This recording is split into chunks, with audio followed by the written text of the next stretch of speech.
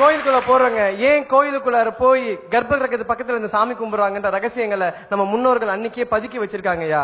கோயிலுக்கு பக்கத்துல போய் நின்னோடனே நம்ம தாயின் கருவறையும் இருட்டு, கர்ப்ப கிரகமும் இருட்டுன்றது அன்னைக்கே முன்னோர்கள் அறிவிச்சாயா. நல்லா தெரிஞ்சுக்கோங்க.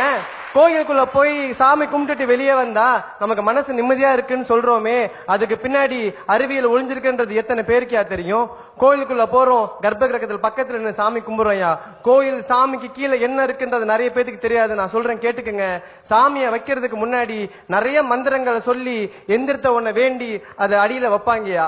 அதுக்கு மேலதான் சாமியவே மேல வைப்பாங்கயா. அந்த கீழே வச்சிருக்காங்களே எந்திரம், அதுல ஒரு சக்தி இருக்குயா. அதுக்கு பேர் சயின்ஸ்ல புரோட்டான் அப்படின்னு சொல்லுவான். அதுக்கு பேர் பாசிட்டிவ் அயான் அப்படின்னு விஷயம் சொல்லுவாயா. அந்த புரோட்டான் எல்லாமே சேர்ந்து அந்த சாமி வந்து ஒரு கண்டக்டரா இருக்கும். அந்த சாமி கிட்ட போய் சேருங்கய்யா. அந்த சாமி வந்து ஒரு சார்ஜ் பேட்டரி மாதிரி. அந்த சாமி ஃபுல் அண்ட் ஃபுல் பவரை வாங்கிட்டு வெளியே விட தெரியாம தடுமாறியா. நம்ம பக்கத்துல போய் நின்று சாமியை கும்பிடும் போது ஆட்டோமேட்டிக்கா அந்த பவர் ஃபுல்லாவுமே நம்ம கிட்ட வந்து சேரியா. புரோட்டான் பாசிட்டிவ் எனர்ஜி பவர் நம்ம கிட்ட வந்து சேர்றதுனாலதான் மக்கள் கோயிலை விட்டு வெளியே வரப்ப கோயில் நிம்மதியா இருக்குன்னு சொல்றோங்கய்யா. நல்லது. இன்னொன்னு ஞாபகம், எல்லா இடத்துலயும் கோயில்ல காற்று வெளியே போறதுக்கு ஜன்னல்லாம் இருக்கும், கர்ப்ப கிரகத்துல இருக்காது. ஏன்னா அந்த ரேஸ், அந்த அவர் சொல்லக்கூடிய புரோட்டான்ஸ் என்னன்னா செதறிடக்கூடாது, நம்மளை நோக்கி வரணும். பல இடங்களில் சட்டை கழட்டிட்டு வான்னு சொல்றது கூட அதுக்குதான், நேரடியா வந்து சேரட்டும் அப்படிங்கிறதுக்காக. இது எதுக்காக தெரியுங்களா? இதுவும் ஒரு வகையான விஞ்ஞானம்ங்கிறத அவர் சொல்றாரு. அவர் வந்து சயின்ஸ் படிச்சிருக்கிறதுனால நம்ம ஒத்துக்கலாம். இப்ப நான் தமிழ் வாத்தியார் சொன்ன இவங்களுக்கு வேற வேலை இல்லடா, பொங்கலை வாங்கிட்டு தூண்ல தடவிட்டு வருவாங்களா, அப்படி சொல்லக்கூடாது. ஐயா, அதே மாதிரி கருவறை பக்கத்துல சாமி கும்பிடுறதுனால நம்மளோட 5 புலன்களும் வேலை செய்கின்றது எத்தனை பேருக்கு தெரியும் தெரியலையா?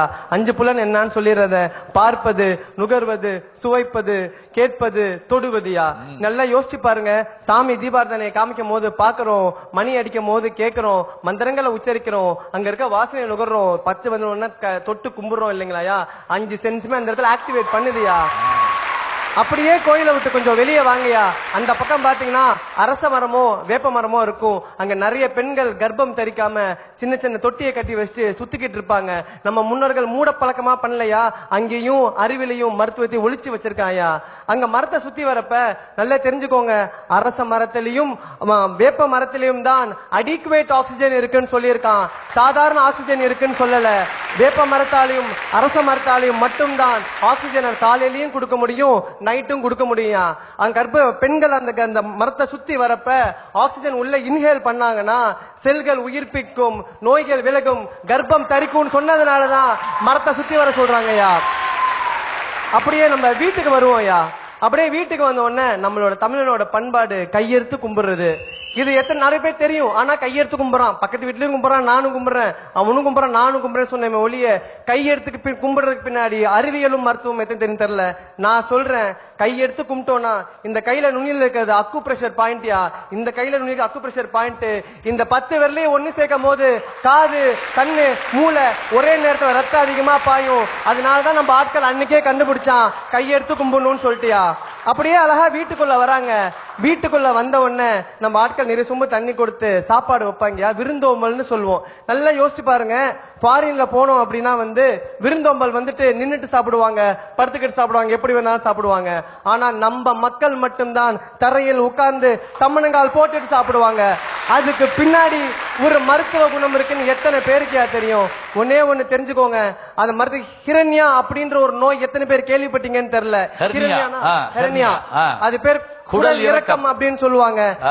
நம்ம ஆட்கள் நின்னுட்டு இருக்கப்ப தலையில இருந்து கால் கீழே வரைக்கும் ரத்தம் பாயா. நம்ம எப்ப சப்பனங்கால் போட்டு உட்கார்றோமோ தலையில இருந்து வயிறு வரைக்கும் அதிகமான ரத்தம் பாயும். எப்ப அதிகமான ரத்தம் வயிற்றுல பாயுதோ அப்ப டைஜஷன் ப்ராப்ளம் வராது, அதிகமான டைஜஷனை உண்டு பண்ணும். அப்ப சாப்பிடறப்ப ஜீரணமாகுன்றத நம்ம ஆட்கள் அன்னைக்கே கண்டுபிடிச்சிருக்காங்கயா. அது தெரியும். நம்மளோட விரும்புதோம்பல்ல இன்னொரு அழகான பழக்கம் வாழை இலை சாப்பாடு. இப்பெல்லாம் பிளாஸ்டிக் பிளேட்டு, சில்வர் பிளேட்டுன்னு சொல்லி சாப்பிடுறோம். ஆனா வாழை இலை சாப்பாடு பழக்கத்தை சொல்றேன் கேட்டுக்கோங்க. நிறைய பேருக்கு தெரியாத ஒரு நோய் பார்க்கின்சன் நோய் எத்தனை பேருக்கு தெரியும்? நடுக்குவாதம்னு சொல்லுவாங்க. நடுக்குவாதம் ஆடிக்கிட்டே இருக்கும். கடைசியில மைக் டைசன் கூட அந்த நோய் இருந்தது. அந்த உலக புகழ்பெற்ற குத்துவிட்டு சண்டை வீரர் இருக்குல்ல, அவருக்கு பார்க்கின்சன் நோய் இருந்தது. அந்த பார்க்கின்சன் நோய் தீர்க்கக்கூடிய சக்தி வாழை இலைக்கு உண்டு. கேன்சரை எதிர்த்து போராடக்கூடிய சக்தி வாழை இலைக்கு உண்டுன்னு கண்டுபிடிச்சதுனாலதான் வாழை இலையில சாப்பிடணும்னு சொல்றான். அதே மாதிரி ஒரு தட்டை கழுவணும்னா, பிளாஸ்டிக் பிளேட்டை கழுவணும்னா நமக்கு கெமிக்கல் தேவை. வாழை இலை கழுவுறதுக்கு எந்த கெமிக்கல் நம்ம ஆட்கள் யூஸ் பண்ணது இல்லையா? தண்ணியை தெளிச்சு கழுவி விட்டாவே வாழை இலை சுத்தமாவியா? இன்னொரு ரகசியம், வாழை இலை வாட்டர் ப்ரூஃபியா? அழகா இது ஒரு ரகசியத்தை வச்சிருக்கா. அடுத்தது சாப்பாட்டுக்கு வரையா. நம்ம உட்கார்ந்த உடனே இப்ப இருக்க மெடிசன், இப்ப இருக்க ஆட்கள் என்ன பண்றாங்க, இனிப்ப முதல்ல வச்சிடறாங்கயா. ஆனா அது ஒரு தவறான செயல். நம்ம முன்னோர்கள் கத்து கொடுத்தது.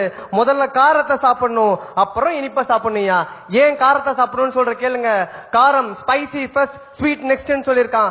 காரம் சாப்பிட்டோம்னா HCl தூண்டும். HClன்றது நம்ம ஜீரண சக்தியை கொண்ட, ஜீரண சக்தி அதிகப்படுத்தக்கூடிய ஒரு ஆசிடியா, ஹைட்ரோகுளோரிக் ஆசிட்னு சொல்லுவோம். அதை அதிகப்படுத்தும். சாப்பிடும் போது ஜீரணமாகும். ஸ்வீட் சாப்பிட்டோம்னா டைஜஷன் கம்மி பண்றக்கூடிய சக்தி அதுக்கு உண்டியா. அதனாலதான் காரம் முதல்ல, ஸ்வீட் நெக்ஸ்ட்னு வச்சாயா. என்னதான் பழமை சுவடுகள் நிறைய விஷயங்கள் எங்களுக்கு கத்து கொடுத்தாலும் அந்த பழமை சுவடுகள் சொன்ன பழக்கத்தை இன்னமும் நாங்க வழக்கமா வச்சுக்கிறதுனாலதான் சொல்றேன், பண்பாட்டின் விஷயமாக தெரிவது பழக்க வழக்கங்கள் தான் என்று.